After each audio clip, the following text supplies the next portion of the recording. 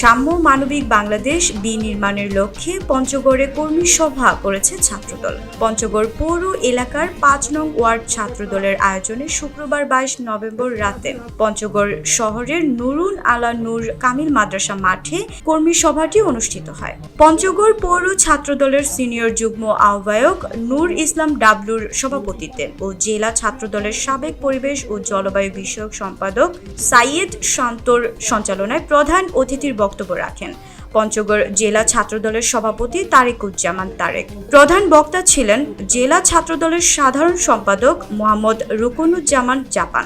সভায় বক্তারা বলেন, ছাত্রদলের প্রধান কাজ লেখাপড়া করা।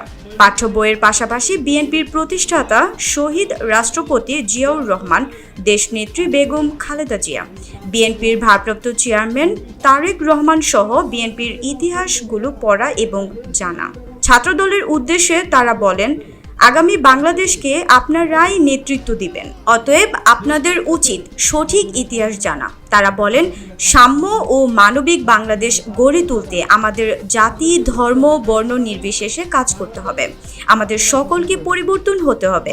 আমাদের আচরণ যেন আওয়ামী ফ্যাসিস্টদের মতো আচরণ বেরিয়ে না আসে, সেই দিকে দৃষ্টি রাখতে হবে। এ সময় জেলা যুবদলের সভাপতি ফেরদৌস ওয়াহিদ রাসেল সহ ছাত্রদলের নেতা কর্মীরা উপস্থিত ছিলেন।